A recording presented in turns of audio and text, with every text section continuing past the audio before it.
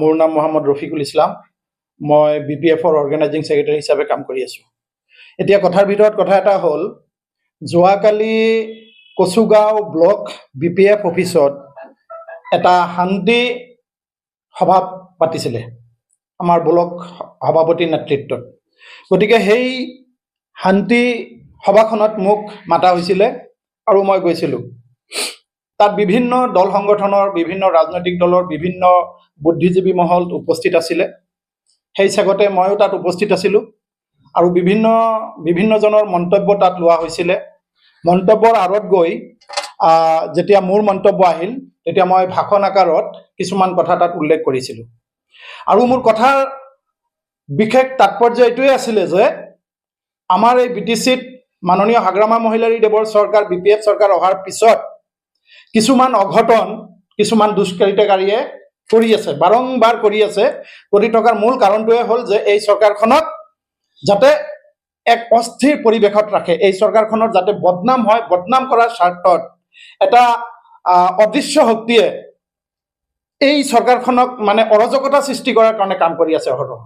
মই এনেকুৱা ধৰণৰ কিছুমান মন্তব্য তাত দিছিলোঁ।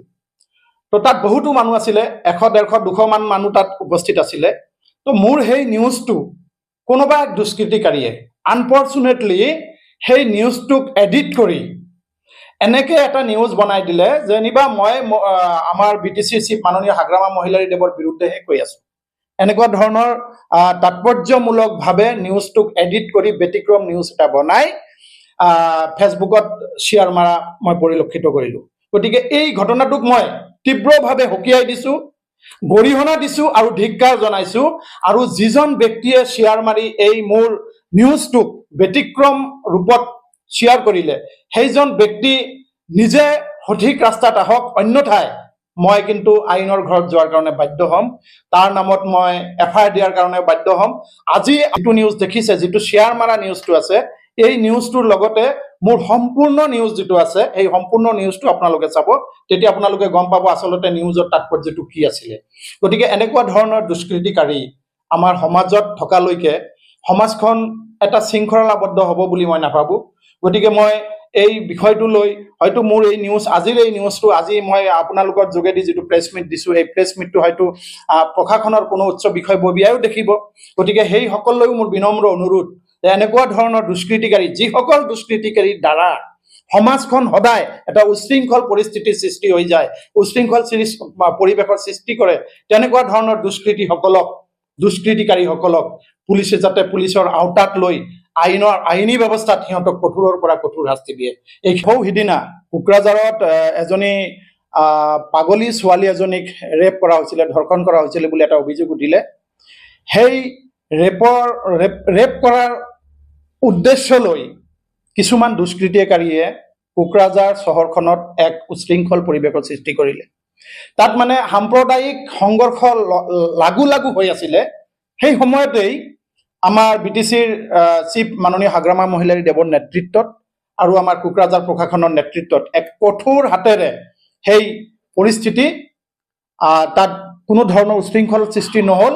পৰিস্থিতিক শাম কটোৱাৰ কাৰণে আমাৰ যি হাগ্ৰামা মহিলাৰীদেৱৰ এক কঠোৰ ব্যৱস্থা, সেই ব্যৱস্থা কৰিলে। আৰু আমাৰ এই আপোনালোকে জানে, সিদিনা আমাৰ কাৰিগাঁৱত যিটো এটা ডাঙৰ ঘটনা হ'ল, এটা এক্সিডেণ্টক কেন্দ্ৰ কৰি তাত বড়ো ল'ৰা এটাক হয়তো কোনো দুষ্কৃতিকাৰীয়ে কোবাই অৱশেষত মৃত্যুমুখত ঠেলি দিলে। সেই ব্যৱস্থাটোক লৈ যি এক অস্থিৰ পৰিৱেশৰ সৃষ্টি আকৌ পুনৰবাৰ BTCত হ'বলৈ লৈছিলে, সেই পৰিৱেশটোক কিন্তু হাগ্ৰামা মহিলাৰীদেৱৰ নেতৃত্বতেই আৰু আমাৰ বিশেষকৈ কোকৰাঝাৰ প্ৰশাসনৰ নেতৃত্বতেই ইয়াত কঠোৰ হাতেৰে দমন কৰাৰ কাৰণে সক্ষম হ'ল। তাৰ কাৰণে আমি কোকৰাঝাৰ প্ৰশাসন তথা মাননীয় চিফ হাগ্ৰামা মহিলাৰীদেৱক বিশেষভাৱে ধন্যবাদ জ্ঞাপন কৰিছোঁ আৰু অনুৰোধ কৰিছোঁ যে অহা দিনবোৰত যাতে আমি ইয়াত কাষ্ট এণ্ড কমিউনিটি, বিভিন্ন ধৰণৰ জাতি ধৰ্ম বৰ্ণৰ মানুহ আমি একেলগে বসবাস কৰি আছোঁ। আমি ইয়াৰে হাৱা বতাহ খাব লাগিব, ইয়াৰে পানী আমি খাব লাগিব, ইয়াতে আমি ডাঙৰ দীঘল হ'ব লাগিব। বিভিন্ন জাতি সম্প্ৰদায়ৰ মানুহ আমি একত্ৰিতভাৱে ইয়াত থাকিব লাগিব, অহা প্ৰজন্মই ইয়াতেই থাকিব।